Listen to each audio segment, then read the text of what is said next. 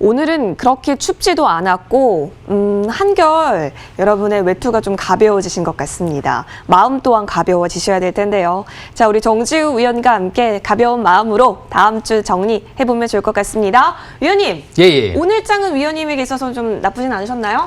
예, 뭐 그렇게까지 뭐 급락하는 종목은 뭐 없었는데요. 뭐 그렇게 또 급등하는 종목도 오늘은 없었던 것 같습니다. 일단 디지털 화폐 관련주 보신 분들은 좀 이제 수익이 나셨을 텐데 그만큼 약간 전 투자 관점으로 네. 바닥권에 있는 것들을 좀 집중하고 있습니다.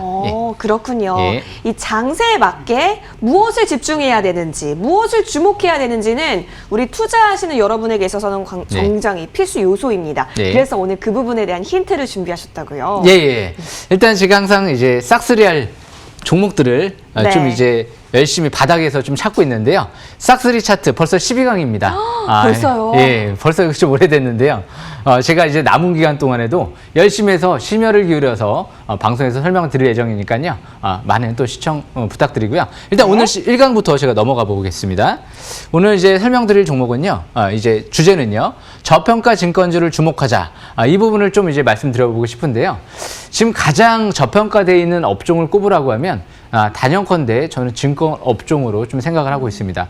뭐 퍼가 아직도 10배 이하에 있는 종목들을 수두룩하고요. 아마 업종 평균 한 5배 정도밖에 안 될 정도로 굉장히 저평가되어 있는 기업인 업종인데요. 그만큼 대부분 이제 퍼가 10배 이하에 있을 때 그만큼 저평가되어 있다고 많이 하는데 주당 순이익이 그만큼 많이 나오고 있다고 보시면 됩니다. 일단 대표이사가 매수하는 증권주 제가 이 뒤에 바로 설명드릴 텐데요. 이 폭발적인 또 실적 개선세가 기대가 되는 또 종목. 작년도에도 실적이 급증했고 올해도 실적 개선 기대감이 있는 또 종목도 언급 드리려고 하는데요. 이 유동성 장세의 피날레는 이 증권주들이 항상 장식을 합니다. 그 이유가 항상 이제 주린이들이라고 하죠. 그만큼 주식 투자자분들 요즘에 굉장히 적극적으로 젊으신 분들도 많이 참여를 하고 있는데요. 하반기에는 고객 예탁금이 뭐 130조 원 가까이 증가할 수도 있다. 이런 얘기들이 나오죠. 아마 이런 전망들이 이런 부분들도 일조를 하고 있지 않나 생각을 합니다. 올해부터 해서 연기금 쪽에서 집중적으로 코스닥 쪽에도 투자를 확대하겠다. 그건 어제 나온 기사인데요. 그만큼 연기금 쪽에서 이제 좀 방향을 바꾸고 있는 것 같습니다. 이제 투자 금액 20% 가까이 상향 조정하겠다. 주식 투자 조금 더 집중적으로 이제 활성화시키겠다 이런 얘기를 좀 했기 때문에 아마 연기금 쪽도 투자가 하반기부터 이제 좀 더 본격적으로 들어오지 않을까 기대를 해보고요. 뭐 하반기 정도면 이제 전반적으로 이제 글로벌 경제도 조금 더 백신과 함께 회복세가 가속화될 가능성이 있어 보이고요. 그리고 이제 반도체 같은 경우도 공급이 최근 들어 이제 많이 부족한 현상이 이뤄지고 있는데 하반기 정도에는 좀 더 그런 부분들이 보완이 되지 않을까 생각을 하고 있습니다. 그래서 하반기 저는 굉장히 중요하게 생각을 하고 있습니다. 증권업종 필히 봐야 되는 업종이 아닌가 생각을 합니다. 이제 종목 제가 한 2개 정도를 들고 왔는데요. 설명 들어보겠습니다. 네. 일단 오늘 먼저 제가 설명드릴 종목은요. 대신증권이라는 종목입니다. 제가 이 종목을 왜 들고 왔냐면요. 이 부분입니다. 이 부분에서 어떤 일이 났는지 혹시 아시나요? 예. 왠지 누가 샀을 것 같아요. 예, 맞습니다. 그쵸? 예, 대표이사가 잔뜩 매수했습니다. 여기서 제 공시를 통해서 확인했는데요. 거의 한 7억, 10억 가까이 매수가 들어왔던 걸로 기억이 나요. 그런데 그 시점은 네? 721선 부근이었죠. 역시 721선 부근에서 실적 대비 퍼가 10배 이하의 저평가 국면에서 대표이사가 산다. 그러면 역시 저가 매수 기회를 노릴 수 있는 명분이 생기는 거죠.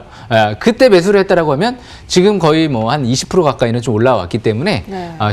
중요한 또 기회가 아니었나 그렇게 생각을 합니다. 그래서 어떻게 보면 굉장히 쉬운 방법이에요. 그래서 일반 투자자분들이 이런 부분들만 잘 포착만 했다라고 하면 손쉽게 수익을 올릴 수 있는 방법 중에 하나가 아니었나 그렇게 생각을 합니다. 그래서 이 종목 설명은 여기까지 마치고요. 제가 오늘 두 번째로 설명드릴 종목은요. 네. 이 키움증권이라는 기업입니다. 요즘에 제가 이 부분에서 많이 설명을 드리고 있습니다. 그 이유가 실적 대비 퍼가 5도 안 될 정도의 저평가. 그만큼 지금 주당 순이익이 작년도에 27,000원 가까이 나왔다는 건 퍼가 한 10배 정도 가까이 올라가려고 하면 거의 한 27만 원까지는 가야 되는 종목으로 볼 수 있습니다.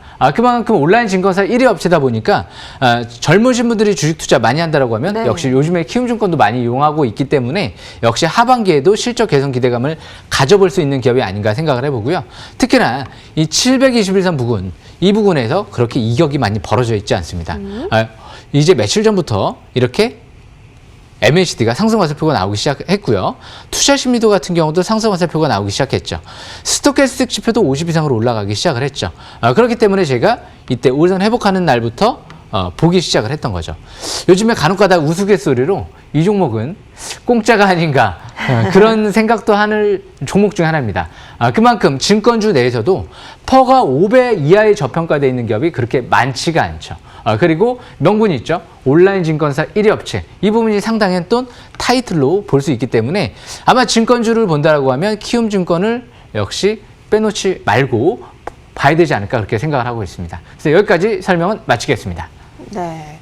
이 유동성 장세에서 피날레는 증권주가 될 수 있다. 그래서 하반기에 있어서는 좀 주목이 되지 않을까라고 합니다. 여러분 모두 우리 수익의 영웅이 돼야겠죠. 증권주 계속해서 참고해 보도록 하겠습니다. 네. 다음 보니까 투자 경고 종목 네. 지정을 조심하라. 예, 많이 겪어보셨죠? 예. 경고 종목 지정 되면은 거의 떨어집니다. 예. 근데 일반 투자분들이 경이라고 써 있으니까 못 모르고 그냥 주식의 옆에 그 종목 옆에 경이라고 써 있으니까 모르시는 분들이 있어요. 예, 맞아요. 근데 그게 경고 종목 지정이 된 거거든요. 그래서 이제 일반 주린이 분들을 위해서 제가 조금 더 이 네. 기본적인 부분을 아시라고 제가 좀 설명드리려고 가져왔습니다.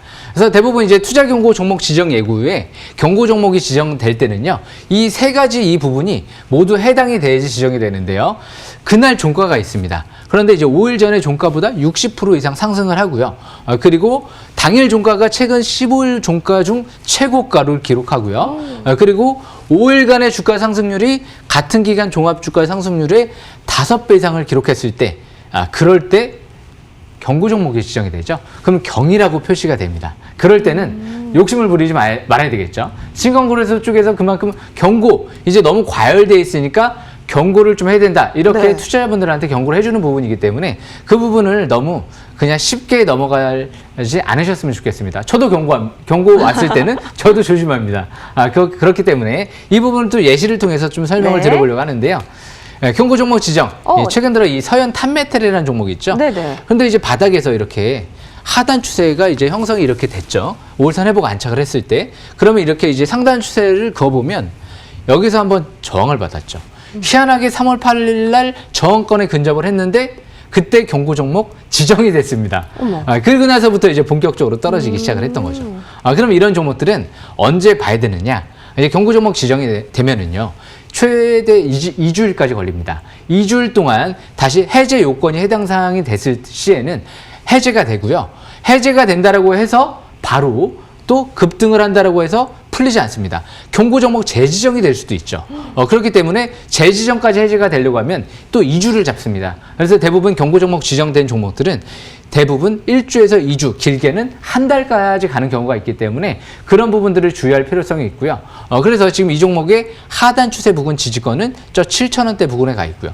이 종목은 이제 선거 테마주로 급등세가 이뤄졌던 종목이죠. 그래서 항상 지금 이 10,000원대 한 초중반 때는 과열권이기도 하지만 실적 대비나 뭐 자산가치 대비도 고평가 국면에 있고요. 다시 한 최소한 7,000원대 아니면 저 밑에 721선 부근인 4,000원대까지는 떨어져야지 다시 저가 매수 기회를 노려볼 수가 있겠죠. 그만큼 현대차 또 부품 회사이기 때문에 앞으로 이제 성장성은 있다라는 관점에서 봤을 때 주식을 이런 고점에서 매도를 했다라고 해서 버릴 종목은 아닌 것 같고요. 최소 7,000원, 4,000원대까지 내려오게 되면 다시 저가 매수 기회를 노려보는 전략이 유리할 것 같습니다. 여기까지 이제 설명을 마치고요. 오늘 제가 이제 두 번째로 가져온 종목 설명을 드려보면 이 동방이라는 종목 있죠. 네. 이 동방 같은 경우 이 721선 부근 역시 대량 거래, 그리고 MACD, 그리고 스토캐스틱 지표, 투자 심리도 여기까지 다 맞아 돌아갔을 때 투자를 했으면 성공을 했겠죠. 네. 그런데 제가 아까 경고 종목 지정이 되면 한 달을 잡는다라고 말씀을 드렸을 겁니다. 근데 이 종목 같은 경우에도 여기서 경고 종목 지정이 됐어요. 그리고 나서 쭉 기간 조정을 갔는데 거의 한 달 만에 풀리고 나서 경고 종목 재지정 이런 부분들 일단 여기서 다시 위험 종목으로 지정이 됐는데 해제가 되고 나서부터 여기서부터 이제 급등세가 이뤄진 거거든요. 희한하게 또 절묘하게도 풀리고 나니까 갑자기 호지가 나왔어요. 쿠팡이 나스닥에 상장한 네. 거죠. 그리고 나서 여기서 위험 종목 지정되니까 또 대음선 나오고 물량이 나왔죠.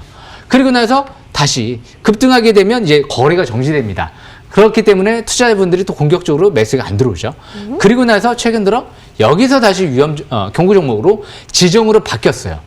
위험 종목에서 경고 종목 지정되니까 또 떨어지죠. 그렇기 때문에 항상 위험 종목, 위험하다라고 생각하시면 될 것 같고요. 경고는 경고지만 위험은 진짜 생명의 위협을 느낄 만큼 더 위험하다. 그런 부분들을 좀 명심하셔야 될 것 같고요. 경고를 했으면 역시 그때도 경계를 해야 되고요. 그럼 이런 종목들은 당장 뭐 쿠팡이 지금 나스닥 상장됐다라고 해서 실적이 뭐 폭발적으로 급증할 가능성은 적겠죠.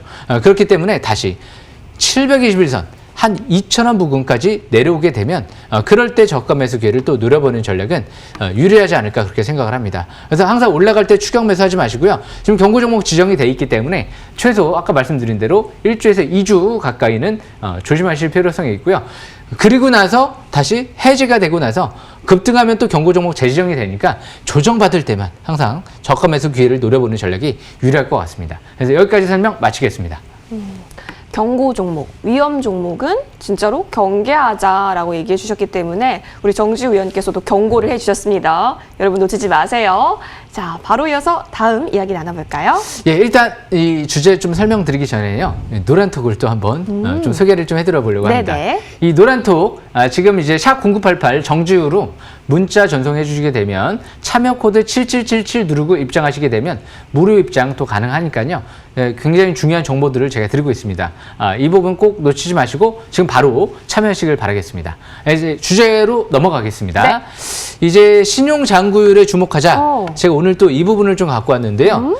이 신용 잔고율 개인이 빚내서 샀다는 거죠.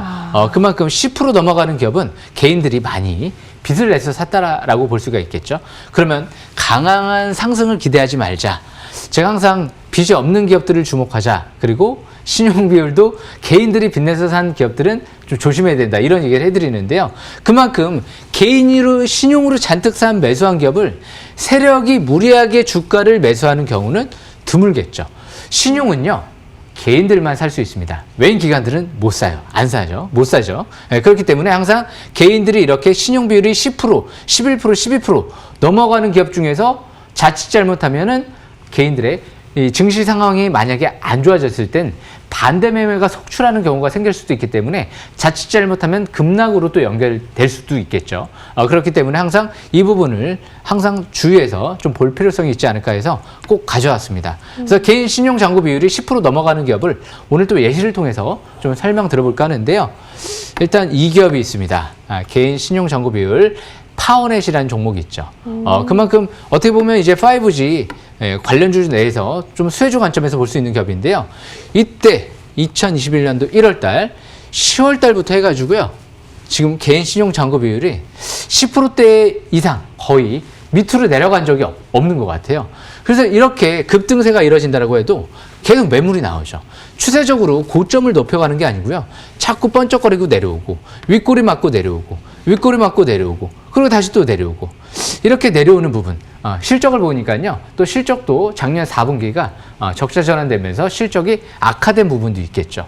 그래서 이 5G 수혜 업종으로 보면서 앞으로 수혜 기대감으로 자회사 같은 경우도 이제 5G 사업을 또 하고 있죠. 그래서 그만큼 올해 기대감은 있긴 있는데 일단 지금은 5,000원 이하까지는 또 내려온 상태에서 아마 721선 여기는 표시는 안 돼 있는데 아마 밑에 있을 거예요.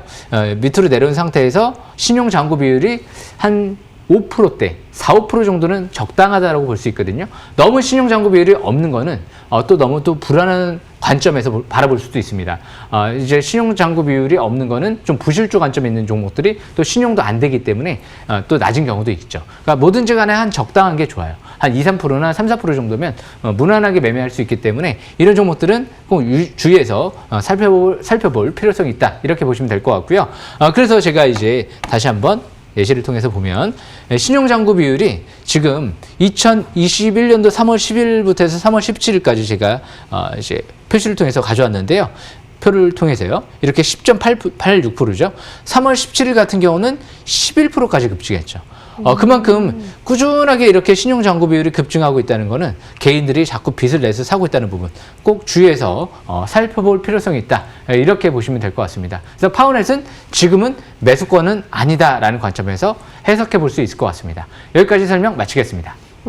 어떤 종목이 마음에 들어서 지금 매수 타이밍인가도 중요하겠지만 이렇게 신용잔고율까지 10% 넘어가는 종목인지 여부까지 여러분 꼭 체크를 하셔야겠습니다. 이어서 다음 네. 강의 살펴볼게요. 제가 볼 땐 이 부분이요.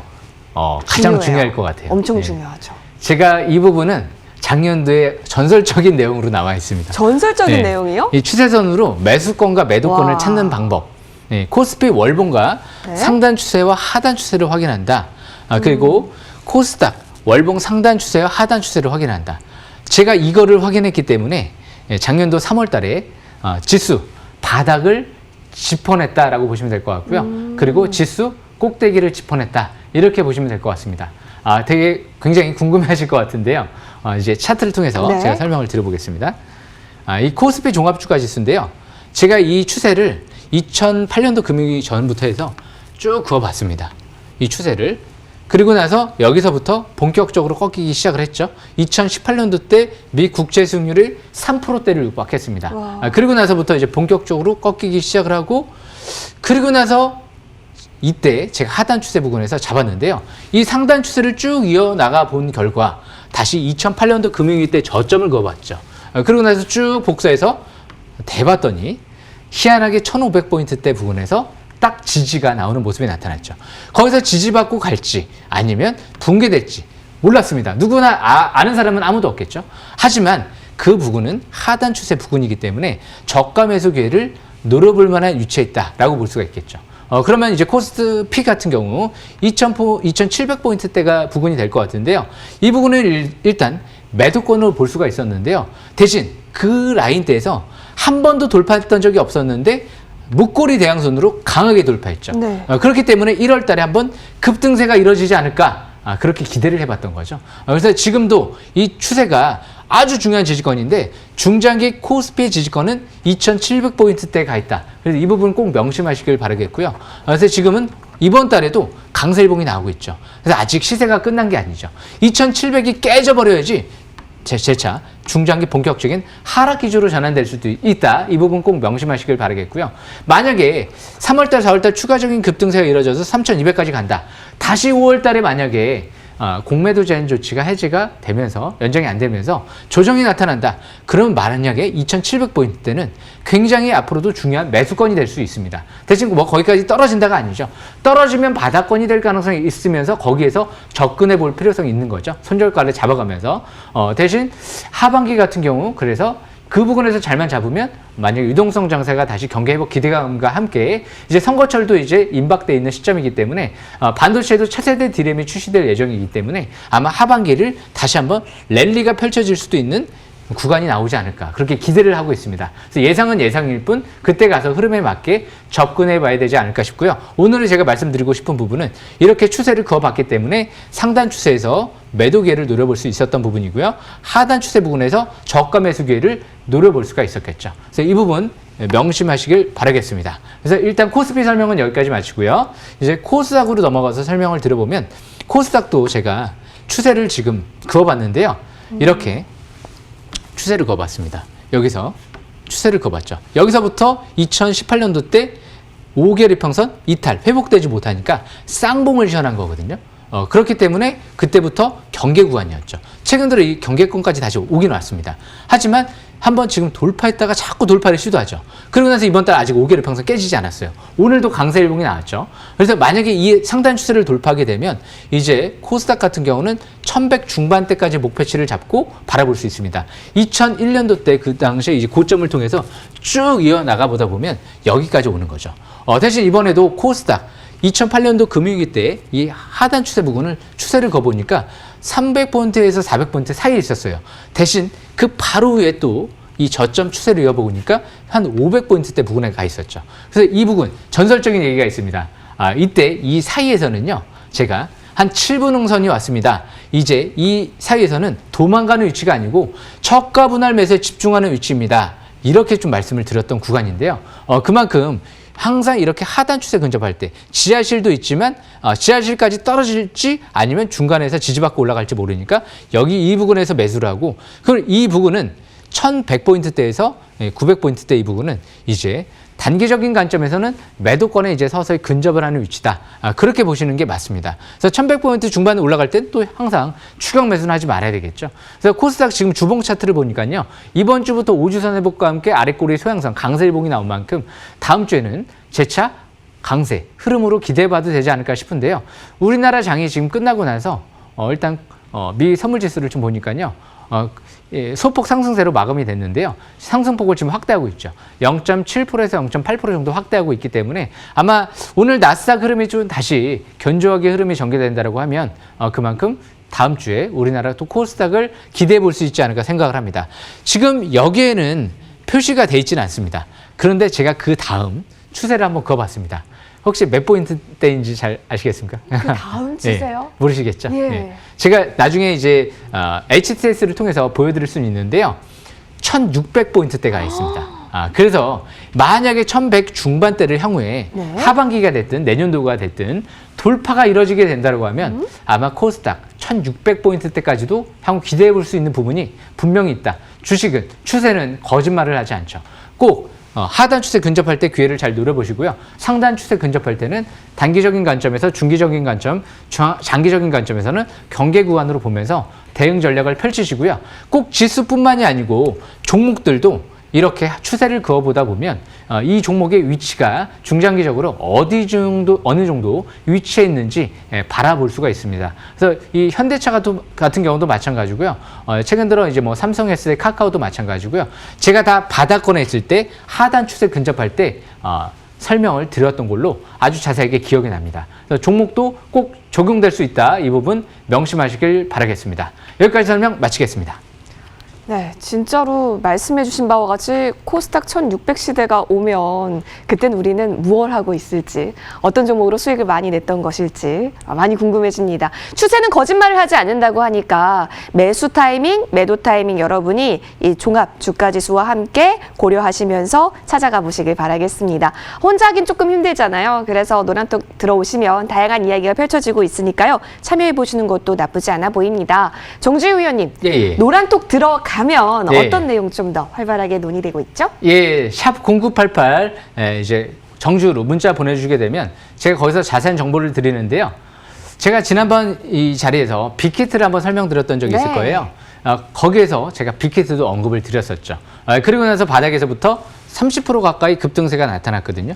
그래서 아마 들어오신 분들은 거기에 한 30% 가까운 상승세를 또 맛볼 수 있는 분들이 있지 않았을까 그렇게 생각을 합니다.